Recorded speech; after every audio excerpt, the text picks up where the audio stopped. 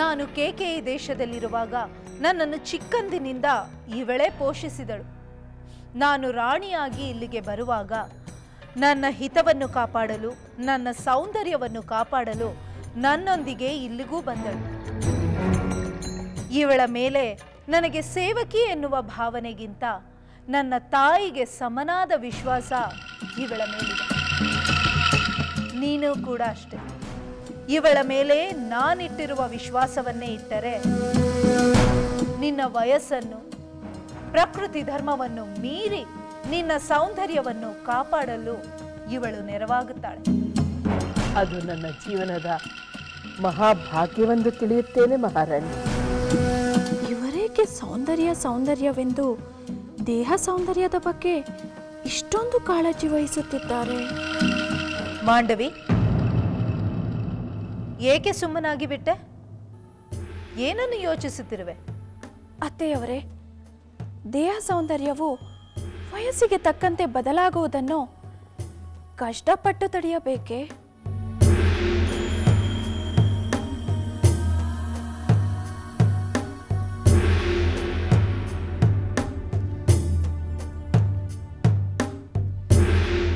ಕಷ್ಟಪಟ್ಟು ತಡೆಯುವ ಅಗತ್ಯವಿಲ್ಲ, ಇಷ್ಟಪಟ್ಟು ತಡೆಯಬೇಕು ಮಗಳೇ. ಸತಿಯಾದವಳು ತನ್ನ ಪತಿಯ ಪ್ರೀತಿ ತನಗೆ ಹೆಚ್ಚು ಕಾಲ ಸಿಗಬೇಕೆಂದು ಬಯಸುವುದಾದರೆ ತನ್ನ ಸೌಂದರ್ಯವನ್ನು ಕೂಡ ಹೆಚ್ಚು ಕಾಲ ಕಾಪಾಡಿಕೊಳ್ಳುವುದು ಮುಖ್ಯವಾಗುತ್ತದೆ. ಮಹಾರಾಣಿ, ನಿಮ್ಮ ಸೊಸೆ ಇನ್ನು ಚಿಕ್ಕವಳು. ಈ ವಿಚಾರಗಳೆಲ್ಲ ನಿಧಾನವಾಗಿ ಆಕೆ ಅರಿವಿಗೆ ಬರುತ್ತಿದೆ. ಬರದಿದ್ದರೆ ನಾನೇ ಹೇಳಿಕೊಡುತ್ತೇನೆ. ಪಾಪ, ಈಗ ಹೋಗಲು ಬಿಡಿ, ಮುಂದೆ ಮಾತನಾಡಿದರಾಯಿತು. ನಿಜ, ಹಾಗೆಯೇ ಆಗಲಿ. ಸೂಕ್ಷ್ಮವಾದ ವಿಚಾರಗಳನ್ನು ಒಮ್ಮೆಗೆ ಅರ್ಥ ಮಾಡಿಸುವುದು ಸಾಧ್ಯವಿಲ್ಲ.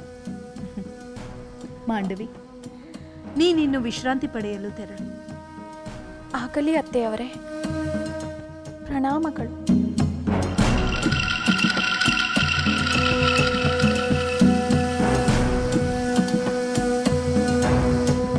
ಪತಿಯ ಪ್ರೀತಿಯನ್ನು ಪಡೆಯಬೇಕಾದ್ದು ನಮ್ಮ ಸೇವೆಯಿಂದ, ಸದ್ಗುಣಗಳಿಂದೆಲ್ಲವೇ ನಾನು ಕೇಳಿರುವುದು. ಇದೇನಿದು ವಿಚಿತ್ರವಾಗಿದೆಯಲ್ಲ? ಆದರೆ ಅತ್ತೆಯವರು ಹೊಸದೇನನ್ನೋ ಹೇಳುತ್ತಿರುವರಲ್ಲ.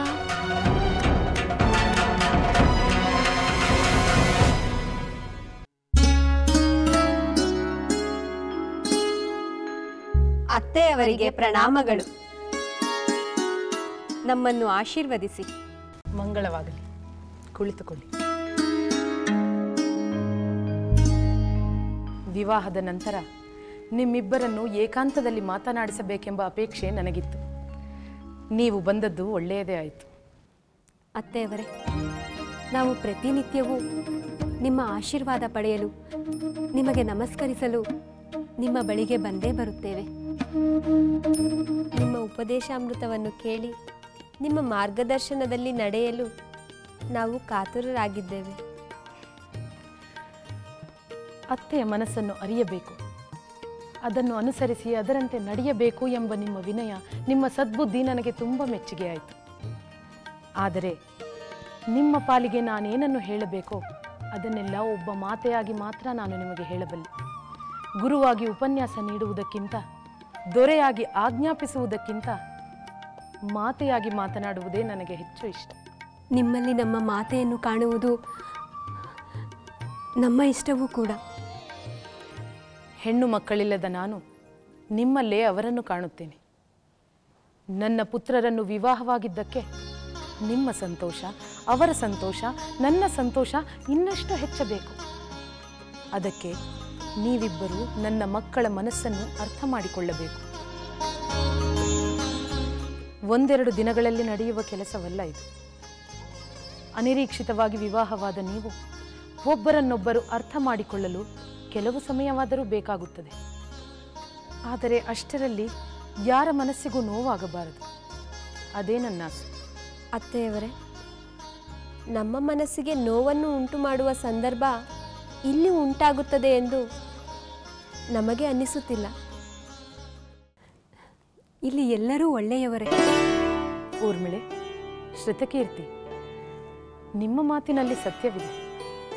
ಆದರೆ ಕೆಲವು ಸಂದರ್ಭಗಳಲ್ಲಿ ಸ್ವಭಾವತಃ ಒಳ್ಳೆಯವರಾದರೂ ದುಡುಕು ವರ್ತನೆಯಿಂದಾಗಿ ಮನಸ್ಸಿಗೆ ನೋವು ಮಾಡುವ ಸಂಭವಗಳು ಉಂಟು. ಲಕ್ಷ್ಮಣ ಸಕಲ ಸದ್ಗುಣ ಸಂಪನ್ನ, ಆದರೆ ಶೀಘ್ರ ಕೋಪಿ. ಅಷ್ಟೇ ಬೇಗ ಶಾಂತನಾಗುತ್ತಾನೆ ಕೂಡ. ಅವನ ಸದ್ಗುಣಗಳ ಅರಿವಿದ್ದವರು ಅವನ ಕೋಪಕ್ಕೆ ಬೇಸರಿಸಿಕೊಳ್ಳಬಾರದು, ಅಲ್ಲವೇ ಊರ್ಮಿಳಾ? ಹೌದು ಅತ್ತೆಯವರೇ, ನೀವು ಈ ವಿಚಾರವನ್ನು ತಿಳಿಸಿದ್ದು ಒಳ್ಳೆಯದೇ ಆಯಿತು. ಶೀಘ್ರ ಕೋಪಿಗಳ ಎದುರು ನಾವು ಹೆಚ್ಚು ಸಹನೆ, ಶಾಂತಿಯನ್ನು ಪ್ರದರ್ಶಿಸಿದರೆ ತಮ್ಮಷ್ಟಕ್ಕೆ ತಾವೇ ಶಾಂತರಾಗುತ್ತಾರೆ. ಸರಿಯಾಗಿ ಹೇಳಿದೆ ಊರ್ಮಿಳಾ. ಇನ್ನು ನಮ್ಮ ಶತ್ರುಘ್ನ, ಅವನು ಸಕಲ ಸದ್ಗುಣ ಸಂಪನ್ನನೇ, ಆದರೆ ನಿಸ್ವಾರ್ಥಿ, ಹಿರಿಯರು ಹೇಳಿದಂತೆ ಕೇಳುವವನು, ನಿಗರ್ವಿ.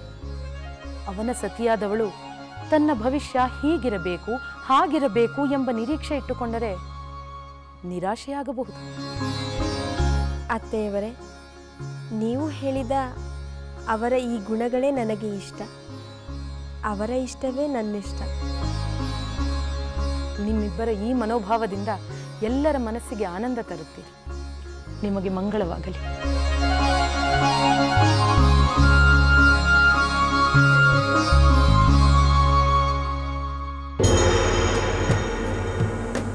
ವಿಜಯದ ಸಂತೋಷದಿಂದ ಹಿಂದಿರುಗಬೇಕಾದವನು ನಾನು. ವಿಜಯವನ್ನು ಸಾಧಿಸಿದರೂ ಸಂತೋಷ ಪಡದಂತಾಗಿರುವುದಲ್ಲ, ಇದಕ್ಕೆ ವಿಭೀಷಣನೇ ಕಾರಣ. ಶತ್ರುಗಳನ್ನು ಕೊಲ್ಲುವುದರ ಜೊತೆಗೆ ಸೋದರಿಯ ಪತಿಯನ್ನು ತಿಳಿಯದೆ ನಾನು ಕೊಲ್ಲುವಂತಾಗಿದ್ದಕ್ಕೆ ಅವನ ಅಪಶಕನದ ಮಾತೇ ಕಾರಣ. ಸೋದರಿಯ ಪತಿಯಾದರೆ ಅವನೇ ತಾನೇ ಶತ್ರುವಂತೆ ನನ್ನೊಡನೆ ಹೋರಾಡಲು ಬಂದ. ಅವನನ್ನು ನಾನು ಕೊಂದದ್ದು ತಪ್ಪೇನಲ್ಲ. ಸಮರದಲ್ಲಿ ಸೋದರಿಗೆ ಸಂಬಂಧಗಳು ಯಾವುದೂ ಇಲ್ಲ. ಈ ರಾವಣ ಶತ್ರುವನ್ನು ಶತ್ರುವಂತೆಯೇ ನೋಡುತ್ತಾನೆ ಎಂಬ ಪ್ರತಿಷ್ಠೆ ನನ್ನದಾಗಲಿ. ಲಂಕೆಯ ಪ್ರತಿಷ್ಠೆ ಇದರಿಂದ ಇನ್ನೂ ಹೆಚ್ಚಲಿ, ಇನ್ನೂ ಹೆಚ್ಚಲಿ.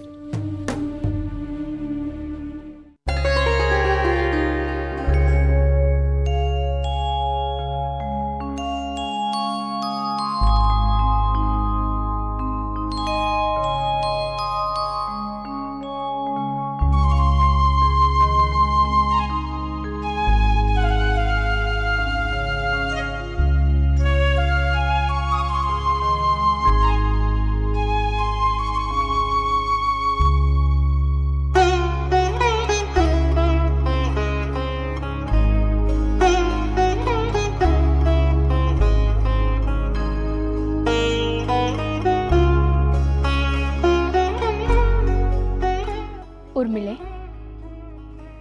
ಏನನ್ನು ಯೋಚಿಸುತ್ತಿರುವೆ? ನಮ್ಮ ಅರಮನೆಯಲ್ಲಿಯೂ ನಾವೆಲ್ಲರೂ ಇದೇ ರೀತಿ ಒಟ್ಟಾಗಿ ನಮ್ಮ ಕುಲದೈವದ ಮುಂದೆ ಪ್ರಾರ್ಥನೆ ಸಲ್ಲಿಸುತ್ತಿದ್ದೇವಲ್ಲವೇ? ನಿಜ, ಒಟ್ಟಾಗಿ ಪ್ರಾರ್ಥನೆಯನ್ನು ಸಲ್ಲಿಸುತ್ತಿದ್ದೆವು. ಅರಮನೆಯ ಉದ್ಯಾನವನದಲ್ಲಿ ಒಟ್ಟಾಗಿ ಆಟವನ್ನೂ ಆಡುತ್ತಿದ್ದೆವು. ಬರೀ ಆಟವನ್ನು ಮಾತ್ರ ಆಡುತ್ತಿರಲಿಲ್ಲ. ಆಗಾಗ ನಾವೆಲ್ಲರೂ ಕೂಡಿ ನಮ್ಮ ಮುಂದಿನ ಜೀವನದ ಬಗ್ಗೆ ಕೂಡ ಯೋಚಿಸುತ್ತಾ ಇದ್ದೆವು. ನಾವೆಲ್ಲರೂ ಹಾಗೆ ಮಾತನಾಡುತ್ತಿರುವಾಗ ನಮ್ಮೆಲ್ಲರ ಮನಸ್ಸಿನಲ್ಲಿ ಒಂದು ವಿಚಾರ ಉಂಟಾಗುತ್ತಿತ್ತು. ಅದೇನೆಂದು ಹೇಳುವಿರಾ? ನಾನು ಹೇಳುತ್ತೇನೆ. ನಾವೆಲ್ಲರೂ ಮಿಥಿಲೆಯಲ್ಲಿ ಹೇಗೆ ಒಟ್ಟಾಗಿದ್ದೆವೋ ಹಾಗೆ ಎಂದೂ ಇರಬೇಕೆಂದು, ಇಲ್ಲದಿದ್ದರೆ ವಿವಾಹವಾಗುವುದೇ ಬೇಡವೆಂದು ಮಾತನಾಡಿದೆವು. ಹೌದು, ನಾವು ನಾಲ್ವರು ಒಟ್ಟಾಗಿಯೇ ಇರಬೇಕೆಂಬ ನಮ್ಮ ಮಾತನ್ನು ಕೇಳಿ ಇದು ವಿವಾಹವಾಗುವವರೆಗೂ ಮಾತ್ರ ಎಂದು ಮಾತೆ ಕೂಡ ಹೇಳುತ್ತಿದ್ದರು. ನಾವಾಗಲಿ, ಮಾತೆಯವರಾಗಲಿ, ತಂದೆಯವರಾಗಲಿ, ನಮ್ಮೆಲ್ಲರ ವಿವಾಹವಾದ ಮೇಲೂ ಈ ರೀತಿ ನಾವು ಒಂದೆಡೆಯೇ ಇರುತ್ತೇವೆ, ಬಾಳುತ್ತೇವೆ ಎಂದು ಕಲ್ಪನೆಯೇ ಮಾಡಿರಲಿಲ್ಲ. ಅಲ್ಲವೇ ಸಹೋದರಿ ಸೀತೆ? ನಿಜ, ಕಲ್ಪನೆ ಇಲ್ಲದಿದ್ದರೂ ನಮ್ಮೆಲ್ಲರಲ್ಲೂ ಆಸೆ ಇತ್ತಲ್ಲವೇ? ಒಳ್ಳೆಯ ಕೆಲಸ ಮಾಡಲು ಯಾರು ಯಾರನ್ನೂ ಕಾಯಬೇಕಾಗಿಲ್ಲ. ಈ ರೀತಿ ಗಿಡಗಳನ್ನು ಬೆಳೆಸುವುದಾಗಲಿ, ಕಷ್ಟವಿರುವವರಿಗೆ ಸಹಾಯ ಮಾಡುವುದಕ್ಕಾಗಲಿ ಯಾರನ್ನೂ ಅವಲಂಬಿಸಬೇಕಾಗಿಲ್ಲ.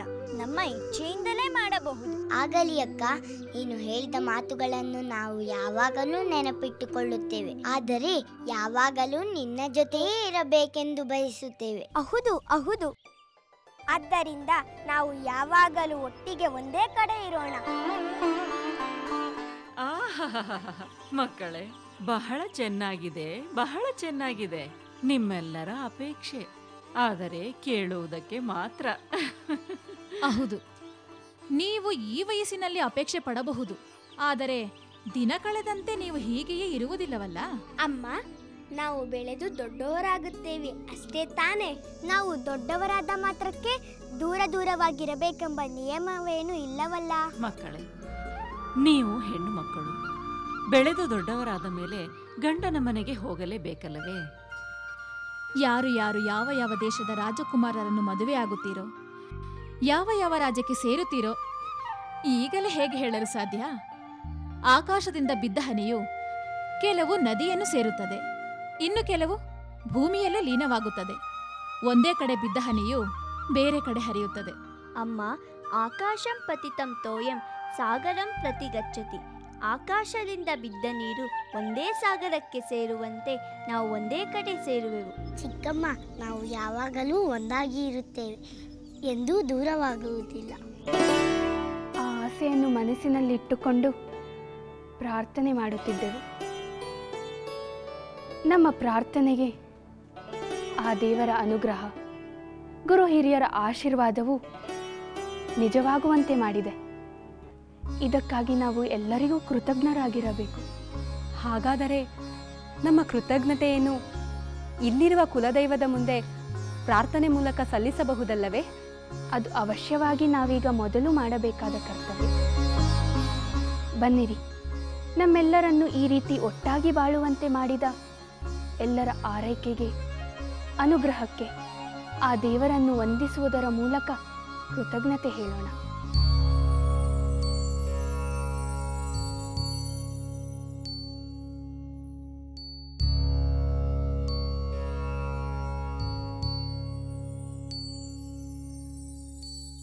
आदित्य सविता सूर्यः खगः पूषा गभस्तिमान्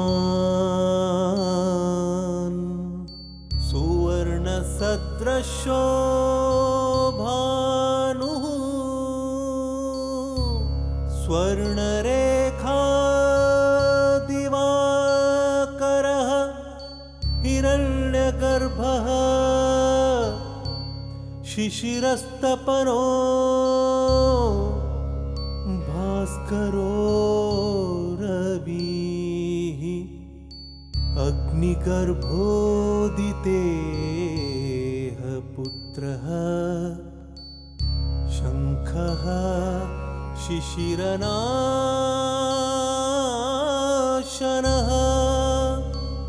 हरिदश्वः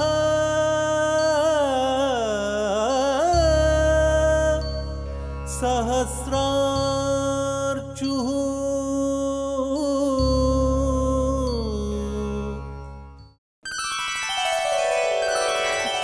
ಬಾ ಸುಮಿತ್ರ, ಬಾ ಕುಳಿತುಕೋ. ಸೋದರಿ, ನನ್ನ ಆಗಮನದಿಂದ ನಿಮ್ಮ ವಿಶ್ರಾಂತಿಗೆ ಭಂಗವಾಗಲಿಲ್ಲವಷ್ಟೇ? ಚೀಚಿ, ಎಲ್ಲಾದರೂ ಉಂಟೆ. ನಾನೇ ನಿನ್ನ ಬಳಿಗೆ ಬರಬೇಕು, ಇಲ್ಲವೇ ನಿನ್ನನ್ನೇ ಇಲ್ಲಿಗೆ ಕರೆಸಿಕೊಳ್ಳಬೇಕು ಎಂದುಕೊಂಡಿದ್ದೆ. ಸೋದರಿ, ಮಿಥಿಲೆಯ ವಿವಾಹದ ಸಡಗರದಲ್ಲಿ ನಾವಿಬ್ಬರೂ ಹೀಗೆ ಕುಳಿತು ಮಾತನಾಡಲು ಸಾಧ್ಯವೇ ಆಗಿರಲಿಲ್ಲವಲ್ಲ? ಹೌದು ಸುಮಿತ್ರ, ಮೊದಲಿನಿಂದಲೂ ಈ ಅರಮನೆಯಲ್ಲಿ ಯಾವುದೇ ವಿಶೇಷ ನಡೆಯಲಿ, ಅದು ಸಂತೋಷವಾಗಿರಲಿ ದುಃಖವಾಗಿರಲಿ, ನಿನ್ನೊಂದಿಗೆ ಹಂಚಿಕೊಂಡಾಗಲೇ ಮನಸ್ಸಿಗೆ ಸಮಾಧಾನ. ಆದರೆ ಮಕ್ಕಳ ವಿವಾಹದಂಥ ಮಹಾವಿಶೇಷ ನಡೆದ ಮೇಲೂ ನಿನ್ನ ಬಳಿ ಮಾತನಾಡಲಿಲ್ಲವಲ್ಲ ಎಂದು ಮನಸ್ಸು ಚಡಪಡಿಸುತ್ತಿತ್ತು. ಹೌದು, ನನಗೂ ಅದು ಅರ್ಥವಾಗಿಯೇ ಮಾತನಾಡಲು ಬಂದೆ. ಸೋದರಿ, ಯಾವಾಗಲೂ ಒಮ್ಮೊಮ್ಮೆ ಮಕ್ಕಳ ವಿವಾಹ ಹೇಗೆ ನೆರವೇರುವುದು, ಅವರಿಗೆ ಬರುವ ಸೊಸೆಯಂದಿರು ಹೇಗಿರುತ್ತಾರೋ ಎಂದೆಲ್ಲ ಮನಸ್ಸು ಆಲೋಚನೆಗೊಳಗಾಗುತ್ತಿತ್ತು. ಆದರೆ ಮಿಥಿಲೆಯ ವಿವಾಹದಿಂದ ಈ ಎಲ್ಲ ಆಲೋಚನೆಗಳಿಗೂ ಒಮ್ಮೆಲೇ ಪರಿಹಾರ ಸಿಕ್ಕಿಬಿಟ್ಟಿತು. ಬರೀ ಪರಿಹಾರ ಮಾತ್ರವಲ್ಲ, ಪೂರ್ವಜನ್ಮದ ಸುಕೃತವೋ ಏನು, ಸದ್ಗುಣ ಸಂಪನ್ನರಾದ ಸೊಸೆಯರು ಅಯೋಧ್ಯೆಗೆ ಕಾಲಿಟ್ಟಿದ್ದಾರೆ ಎಂಬುದೇ ಸಂತೋಷದ ಸಮಾಚಾರ ಅಲ್ಲವೇ?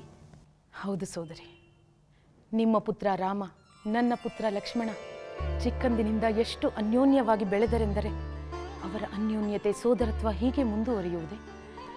ಅವರಿಗೆ ಸಿಗುವ ಪತ್ನಿಯರ ಗುಣದಿಂದಾಗಿ ಅವರ ಸೋದರ ಪ್ರೇಮಕ್ಕೆ ಕುಂದುಂಟಾಗುವುದೇ? ಇಲ್ಲ, ಹಾಗೆಂದೂ ಆಗಬಾರದು. ರಾಮ ಲಕ್ಷ್ಮಣರ ಸೋದರ ಪ್ರೇಮ ಯುಗ ಯುಗಗಳಿಗೆ ಆದರ್ಶಪ್ರಾಯವಾಗಿ ನಿಂತಿರಬೇಕು ಎಂದೆಲ್ಲ ಪ್ರಾರ್ಥಿಸುತ್ತಿದ್ದೆ. ನನ್ನ ಪ್ರಾರ್ಥನೆ ಫಲಿಸಿದ ಭಾವ ಸೀತೆ ಊರ್ಮಿಳೆಯರನ್ನು ನೋಡಿದ ತಕ್ಷಣ ಉಂಟಾಯಿತು. ಅದರಲ್ಲಿ ಅನುಮಾನವೇ ಬೇಡ ಸುಮಿತ್ರ. ರಾಮ ಲಕ್ಷ್ಮಣರಂತೆ ಸೀತೆ ಊರ್ಮಿಳೆಯರು ಕೂಡ ಅನ್ಯೋನ್ಯವಾಗಿ ಬೆಳೆದವರೇ. ರಾಮ ಲಕ್ಷ್ಮಣರ ಪ್ರೀತಿ ಹೆಚ್ಚುವುದೇ ಹೊರತು ಕಡಿಮೆ ಆಗುವುದಿಲ್ಲ. ಹೌದು ಅಕ್ಕ, ನಿಜ. ಇದೇ ರೀತಿ ಭರತ ಶತ್ರುಘ್ನರ ಸೋದರ ಪ್ರೇಮವು ಮಾಂಡವಿ ಶ್ರುತಕೀರ್ತಿಯರೊಂದಿಗೆ ಅಭಿವೃದ್ಧಿ ಹೊಂದಲಿ. ಅದಕ್ಕೆ ಕೈಕೇಯಿ ಅವಕಾಶ ಮಾಡಿಕೊಡಬೇಕಲ್ಲವೇ?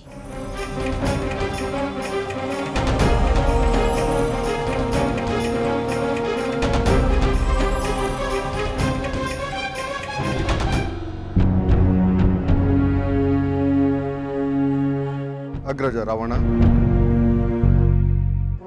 ಪ್ರತಿ ಬಾರಿಯೂ ಯುದ್ಧದಿಂದ ಬಂದಾಗ ಗೆದ್ದ ಉತ್ಸಾಹದಲ್ಲಿ ಅರಮನೆಯೆಲ್ಲ ಓಡಾಡುತ್ತಾ ಅಟ್ಟಹಾಸ ಮಾಡುತ್ತಾ ಆನಂದದಿಂದ ಮರೆಯುತ್ತಿದ್ದ ನೀನು ಯುದ್ಧವನ್ನು ಗೆದ್ದಿದ್ದರೂ ಕೂಡ ಯಾವುದೇ ಸಂಭ್ರಮವಿಲ್ಲದೆ ಇಲ್ಲಿ ಹೀಗೆ ಕುಳಿತಿರುವೆಯಲ್ಲ. ಹೇಳು, ಯಕ್ಷರೊಡನೆ ಯುದ್ಧದಲ್ಲಿ ಏನಾಯಿತು? ವಿಭೀಷಣ, ನೀನು ಕೇಳುತ್ತಿರುವುದನ್ನು ನೋಡಿದರೆ ನಿನಗೆ ಅಮಾತ್ಯರಿಂದಲೋ ಸೇನಾಧಿಪತಿಯಿಂದಲೋ ವಿಷಯ ತಿಳಿದ ಹಾಗಿದೆ. ಹಾಗಾದರೆ ನಮ್ಮ ಸೋದರಿ ಶೂರ್ಪನಖೆಯ ಪತಿ ವಿದ್ಯುದ್ವಾಹನನ್ನು ಸಮರದಲ್ಲಿ ಸಂಹಾರ ಮಾಡಿರುವುದು ಸತ್ಯವೇ? ಹೌದು, ಸತ್ಯ. ಸಹೋದರಿಯ ಪತಿಯನ್ನು ಸಂಹಾರ ಮಾಡಲು ಮನಸ್ಸಾದರೂ ಹೇಗೆ ಬಂತು ನಿನಗೆ?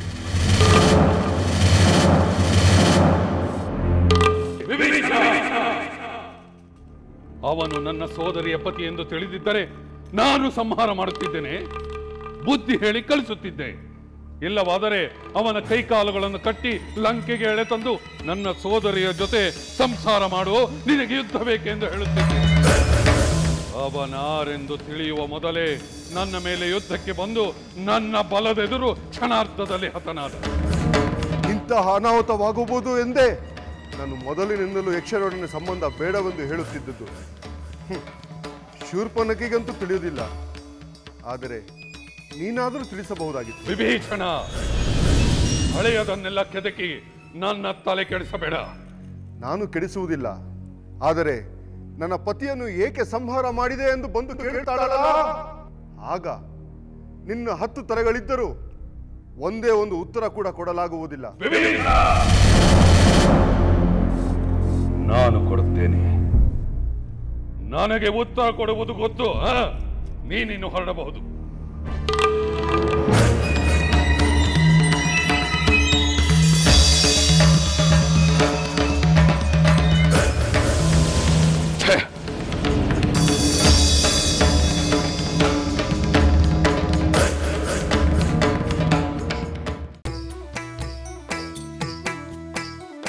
ಲಂಕೆಯಲ್ಲಿನ ದುರುಳ ದರ್ಪವು ಸೀತೆ ಸಹನೆಗೆ ಸೋತಿತು. ಅಂಕೆ ಇರದ ಅಸುರ ಕುಲವು ರಾಮ ಬಾಣಕ್ಕೆ ಅಡಗಿತು. ದೂರವಿರಲಿ ಸನಿಹವಿರಲಿ ರಾಮ ಹೃದಯ ನಿವಾಸಿನಿ. ಯುಗವು ಯುಗವು ಸಾಗಲಿ ಅಕಳಂಕ ಪ್ರೇಮ ಪ್ರಬೋಧಿನಿ. ಅಮರ ಗಾಧೆ ಧರಣಿ ಜಾತೆ ಸಾಧ್ವೆ ಸೀತೆ ಸುಚರಿತೆ. ಸಹನ ಶಕ್ತಿ ಪತಿಯ ಭಕ್ತಿ ಲೋಕಮಾನ್ಯ ವಂದಿತೆ.